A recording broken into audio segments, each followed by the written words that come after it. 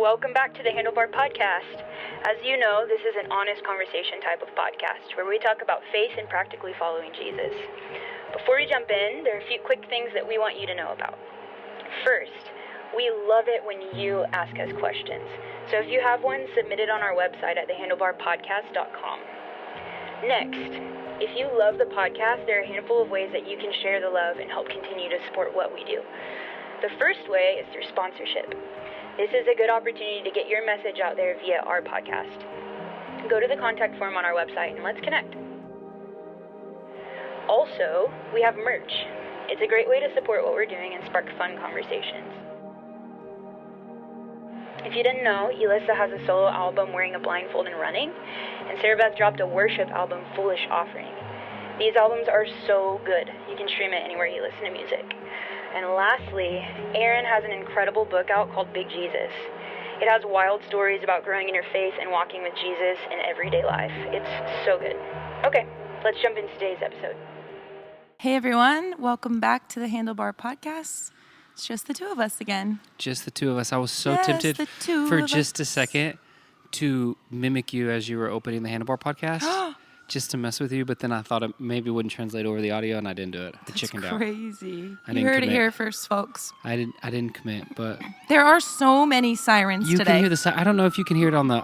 What is as God you're listening, saying? But if you can't hear it, there's a really loud siren right now. Yeah, we're sitting in a warehouse, and we have the door open. It is a perfect day in Texas, which is not common around here. I know. I'm trying to soak it up, and it's about to get.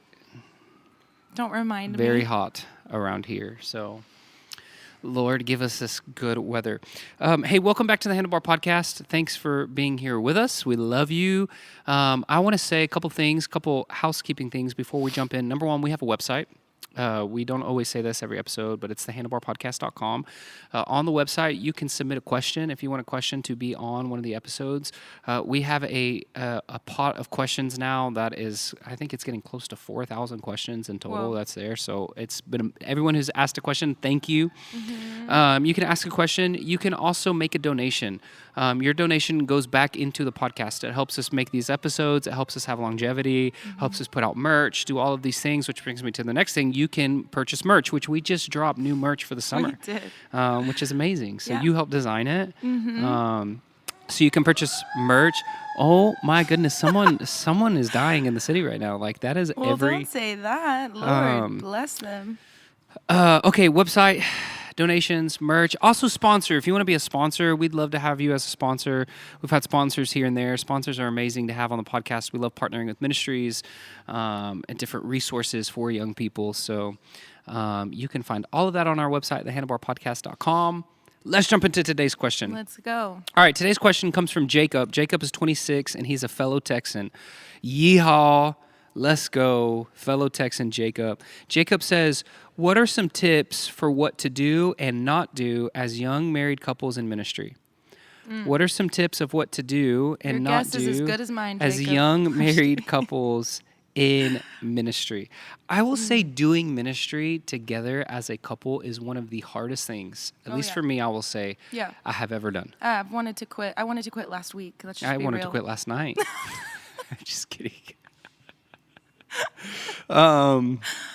No, but there is a level of that is so real. Yeah. I love this question because I think oftentimes even I mean, you and I are hosts of a podcast. We've been doing this podcast for 3 years. It's crazy. We get to hear testimonies from people all over the world. Literally everywhere we go. I mean, Rafi and I were at Disneyland together last year. We took Rosie and someone approached us. Love the podcast. We were at the Perot Museum here in Dallas. Someone approached me. I love the podcast. Anytime we travel and minister, like we hear so many testimonies and people shouting out the podcast, which is awesome, and we love it. And we'll hear things like, "Don't stop what you're doing." But one of the things the reason I bring that up is because as awesome as the podcast is, there sometimes can be a picture that it's easy. Life for the Smiths is perfect. Life in ministry is because it's what you see. Or I think of social media. One of the things of social media is you get a window into the highlight reel of people's lives. Yeah. Unless it's someone who's, But I started intentionally putting stories up of the kids like screaming, trying to get on the swing together, just to keep it real, you the know? sink full of dishes. Yeah, I had one video with music over it, and you couldn't really tell their faces weren't that distraught. So I put it with like, whatever, These Are the Days or some cute song. And then I did it with no music, the next one, and they're like, get me off the swing. I don't like this. I don't like you. And I'm like, Which kid was that? Shepherd. See, you did, it's because you did it in a girl voice, but the thought I had Well, was he's that got was a little Shepherd. voice. Anyway, it's not easy. I say it's that not to say pretty. we've been doing ministry now for how long? 8 years. I don't know. Yeah. Married. And then 7 probably years a married. year. Yeah. Yeah, 7 years, 8 in December. Yeah. But then a year prior to that, Ish. while we were dating, engaged. I mean, we went to Northern Iraq as a dating couple. We weren't even engaged on a mission trip together. So we've been doing ministry for over 8 years. Right. Together. I will say we have overcome. We've overcome, but we've needed a lot of help. We have needed a lot of help. So let's talk about what has some of that help been. What are things that we've done right? What are some things we've done wrong? I think of counseling. I mean, counseling is... we were, yeah. We got had counseling on Monday. Yeah, that's what I was about to say. This week, we were marriage counseling. That has been one of the greatest tips and tools I would recommend to any young couple in ministry to do counseling. I don't know why. In ministry or not in ministry, do counseling. And don't just do it together, do it individually. Yeah. Like inner healing. Get someone who will literally lead you to the feet of Jesus and hear him speak to you. Like, get other forms of counseling too if you need to, if the Lord leads you that way. But like inner healing has been an anchor in my life. And it's taught me that I can meet with the Lord like that by myself. You know, it's not that I always need a person to help me, but we are all human and we all need help. Yeah, but sometimes we do need someone to help us exactly in our marriage conflict totally. that we don't see eye to eye on. Right. And a lot of times ministry is at the center of those disagreements. A lot of times it's around an invitation we have, or a trip to go somewhere, or another conference our local church is putting on, or I'm walking with ministry school students, and so you have an SOS with a student that you're like, man, they're going to take a little bit of extra leadership in their life. Well, now what does that mean? Does that mean sacrifice. Dad misses dinner with kids? So then all of a sudden it just you're having those conversations in ministry. It's the lifting up of the hood behind the internal world of a married couple in ministry that oftentimes people don't get to see in. Yeah, I think we'll never get to see that. Yeah, which is why I say counseling has been such a help for us to take things to a third party, someone who loves Jesus, knows the strangeness of our life. I mean, I think life for people, ministers, is such an interesting life. Yeah. But can help you navigate when things get murky, weird. I think of counseling. Definitely. I'm thinking of something I've done that I would say not to do, which is you make your spouse the why of why you've said yes to ministry.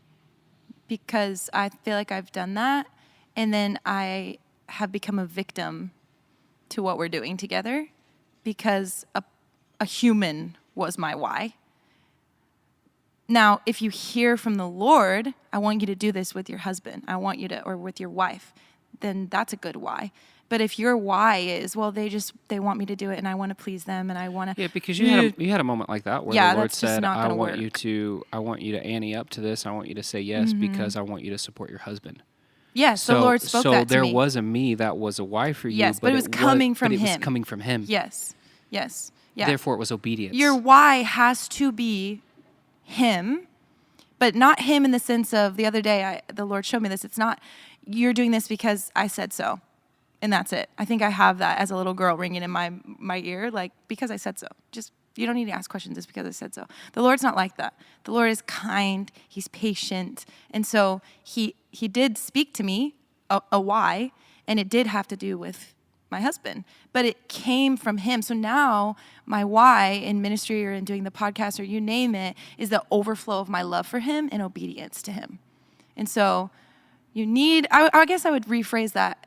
You need a why. If you're going throughout life as a married couple in ministry without a why, it will only be a matter of time before you burn out Yeah, you need and a you why from resent him. each other and you become a victim, and it's just not great. Yeah. What else have we done wrong? I'm thinking about something for me as a husband. I think of Ephesians. Ephesians says, husbands, love your wives. What are the ways I can love you when it comes to ministry? This is, I would say, loving you from my perspective, and maybe a fleshly approach to this. Something I've done in the past I've gotten wrong is making decisions based on my desire for you, Oh, yeah. not what God is saying over you or what's best for you. So what does that mean? You've led worship, and then that's one. So my desire could be, I want you to lead worship for me before I preach. And it can all be in the name of, well, I love my wife. I feel the most comfortable with my wife. That's who I choose to lead with. And so all of a sudden now I'm putting pressure on you.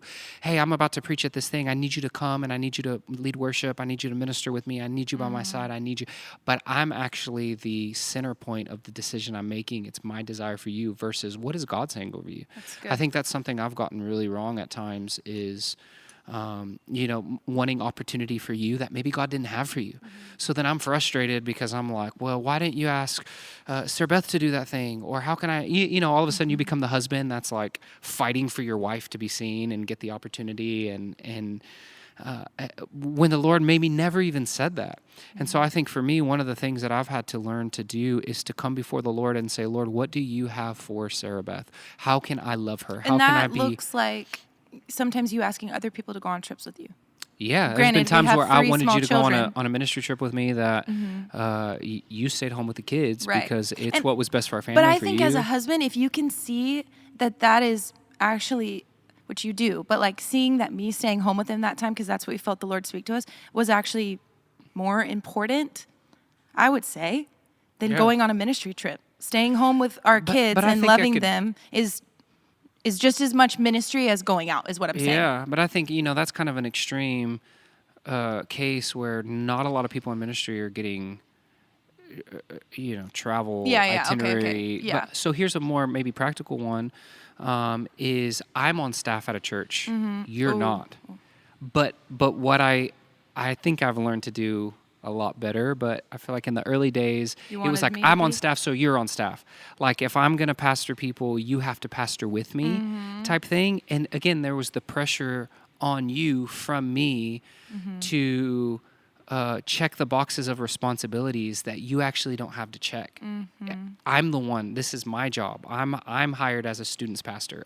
Which a lot of time can even come, I feel like, from the fear of man. Because especially when Yeah. you were a student's pastor, we had people, like parents, reach out and be like, well, why isn't your wife da-da-da-da? And you're like, Right. because God's not asking her to do that. Right. But if we functioned out of, well, what do they want? The fear Yeah. of man, I need to give them what they want. Oh, man, that's probably where Which you've had the heart wives, to like, show up burn to out. things. So I'm not saying, well, you can't because you're not on staff. That's not what I'm saying.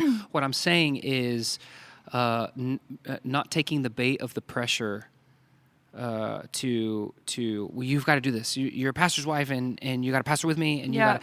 And I just think about the amount of wives that are out there that they're burdened, tired, because of the pressure to run at the pace that their husband's running. Right.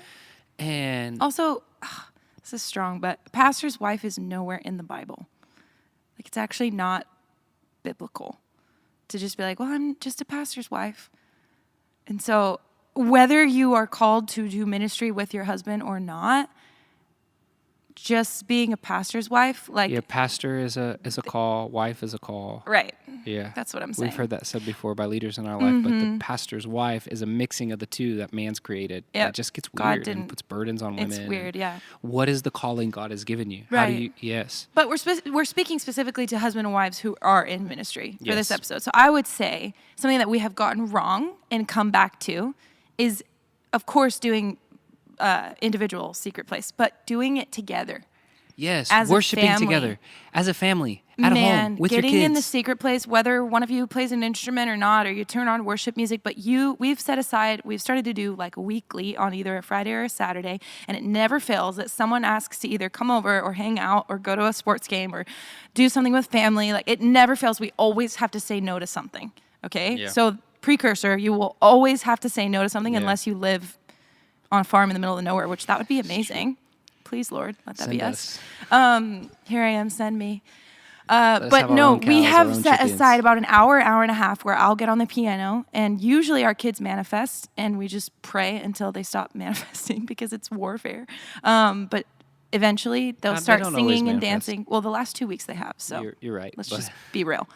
But it's And it not was a but different it's not one every each week. time. So anyway, get in the secret place together. Whether you do have kids, don't have kids. If you are in ministry together, and even if you aren't, getting in the secret place together is actually such a gift. Just to be with God I mean, and yes. your family. Yeah, like the Lord obviously gave us sex in marriage to be one, to be intimate, but it's another level when you of course you have sex, but then you get in the secret place as a family. You set aside that time and you let the Lord speak over you. I mean, last week I was singing, I don't remember what they asked me to sing. I always try to do a song that my kids like. I think it was This Is My Shepherd. And all of a sudden we find ourselves in Joshua 6 or 7, the Battle of Jericho. And I'm like, Joshua fought the Battle of Jericho. And the kids are going around Aaron. He was sick. And I they're had COVID. shouting over him. He had COVID. I was They're COVID shouting positive. over him the victory of God. And like, I mean, if we do that in public, like we serve in a prayer room, if we're doing that in public, but we're not doing it in private, Yeah, worshiping. that's where and we're gonna praying get and- off. It's so true. We're gonna man. get off. Getting alone, and I think about the times that you and I have done Bible studies together. Yeah. Kind of have ebbed and flowed with like, hey, for X amount of weeks, we're gonna read the Bible together at night instead of watch a show. We're gonna read the Bible together at night instead of be on our phones. And I always think about those seasons. We're so unified. Yeah. Because we're in the Word together. We're in worship if we together. stop having sex and stop seeking the Lord together, it's only a matter of time before we're... Yeah, I would say what you're talking about is intimacy. There's 3 different forms of intimacy. There's physical intimacy, sex. Yes. Maybe we'll talk about that one in a second. Yes. There's emotional intimacy. That's why we have date night. Every Mm-hmm. And regular Thursday is touch date night for points. us. Yeah. And the point of date night is to sit down without our kids at dinner and what's new for you? What are you excited about? We're emotionally... Oh, and we kind of have a rule that we don't talk about ministry on date night. And we don't talk about ministry We on pull date up night. questions on Pinterest for And date then night. there's spiritual intimacy. Yeah. Which is taking our relationships with the Lord together before Him, and we're reading together, we're praying together, and so If you're lacking in one of those areas, I would say that your marriage is probably struggling, or your ministry and your marriage is struggling, or one of you is burning out, or you're wanting to quit, or, I mean, yeah, that's so good. 3 I would areas say, of if we could intimacy. bubble this whole episode down into one thing, it's fighting for the 3 areas of intimacy: Fight for the 3 physical, areas. Yes. emotional, and spiritual. Physical, sex, have sex. I look at the camera and say that, have sex. crazy. Like, that's a handlebar for you. If you're married in ministry and It's you have true. not had sex, you should probably go Yeah. have sex. Like, you're married, it's And holy. if that makes you Hallelujah. uncomfortable, there's probably a lot there that the Lord just needs to heal. Because Yes. the other day, someone who I love and trust, I was like just struggling. I mean, we've got 3 kids, 4 and under. We usually can only have sex at night because they're always everywhere. And I'm tired. I'm so tired. And so I'm telling her all this, and she's just looking at me smiling. She's like, have sex with him every day. And I'm like, are I'm you like, hallelujah, nuts? I love this counselor. I'm like, are you joking? But something, like when she's talking to me, I just see the love in her eyes of like, this works. Like this is the way that God designed marriage. And whether it's my past experience with sexual sin or my physical body being super tired or whatever, something is always going to try to keep me from intimacy. Something is always going to try to keep me from intimacy with you and with God. Yeah, it's true. And whether it's physical tiredness or emotional tiredness, whatever. But when I can let go of that and become one with you and then with the Lord, everything changes. Yeah. Everything changes. It's so true. I would say date night Yeah. should be a non-negotiable. Date night. I think of the early days when we were first married, especially before we had kids. We could do whatever we wanted. We didn't have to pay no babysitter. It's true. But I did not have a value for date night. It was like, you wanted to go on a date, and I'm like, why? Like, And every I day's had a weird date. values for date night. And well, we've both come a long ways. But now it is a non-negotiable in our home to have a date night. But in the early days, our whole life was ministry and church. It was like anytime the doors were open, there was an That's event, true. there was something. Like our whole life was church. And actually now, over the years, we've actually found that our whole life is not church. Our whole life is our family. Our whole life And that is your first ministry. it is your first ministry. And date night has a way of having a non-negotiable date night. It has a way of saying, hey, family's 1st. We don't say yes to things on Thursday nights because that's date night. And it helps tend to emotional intimacy, which oftentimes leads to physical intimacy and oftentimes leads to spiritual intimacy. Right. Yep. They work. And they all work Together. together. Fighting those three things, it's like that's the three-stranded cord right there that's not easily broken. That's good. Is physical, spiritual, and emotional Yep. intimacy. And all of a sudden you find yourself so tethered, so connected. So a lot of times if there's a block in us wanting to have physical intimacy, it's because we haven't had emotional intimacy. True. So Or now vice we're trying to do versa. this physical thing, and it's like, well, hey, actually we just need to connect our hearts for a minute. How are you? How are things going on? Or oftentimes we don't want to have emotional intimacy because we haven't been praying together. We haven't had spiritual intimacy together. It's like they're so intertwined and connected. I'll say, if whether you're the girl or guy listening, if you're worshiping in public, reading the Bible in public, in your ministry, at your church, doing more than you are with your spouse and family at home, it's off. Yeah.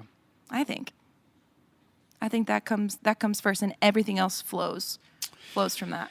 Yeah, I think we could probably start to land this episode. I want to say, it's so real if you're listening to this episode and you're like, man, like I'm a young couple in ministry. I want to tell you, it's real. It's hard. There's nothing like it. Keep going. Keep going. Get help where you need it. Get help where you need to get help. Oftentimes, ministers, you're putting your best foot forward because you're leading people. Ooh, but I don't know if that's great. But you need to find people that you can put your worst foot forward there you with.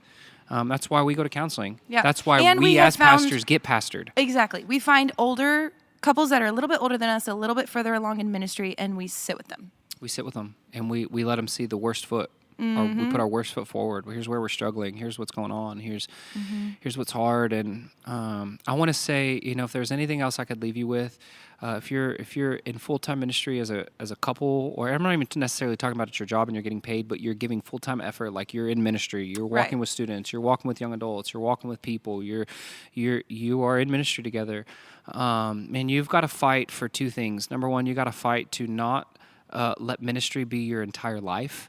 That's why you need to have a date night. You need to go do things that are fun. You need to have a hobby. You need to take a vacation and turn your phone off. Or like if you, this is for people, I guess, that are traveling. If you travel to a conference and there's 4 sessions, go to the one that you need to go to and maybe one more and hang out with each other the other 2. Yeah, go to the beach, go on a date. Go. Yeah, just do something so fun. That ministry is not your whole life. And then the other fight is to not become a victim to your call. I think the opposite of, the pendulum can swing to the other side too far toward now.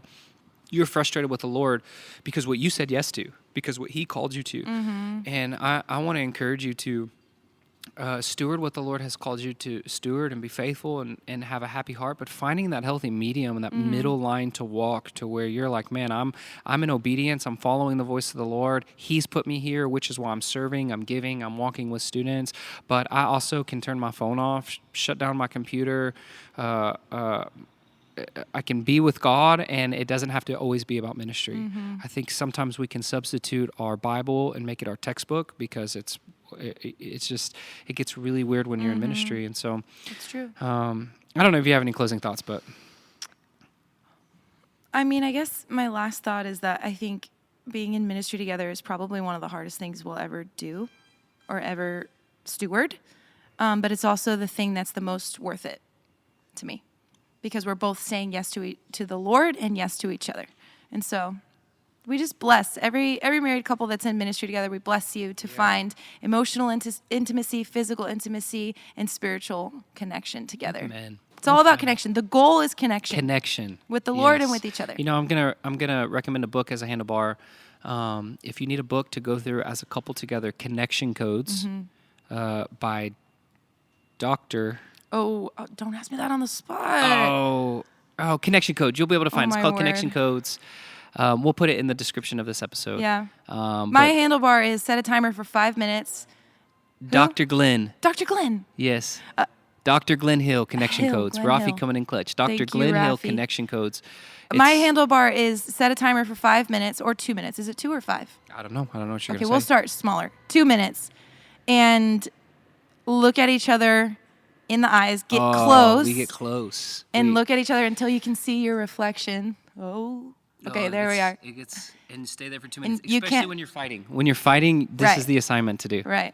By the end of the 2 minutes, you won't be fighting. You'll be laughing. You'll feel so awkward, and you'll be giggling, and then you'll be going. And if to you work on are your still mad after 2 minutes, intimacy. do it to 5 minutes. It's true. All right. Thanks All for right, we listening. love you. Hope this helps.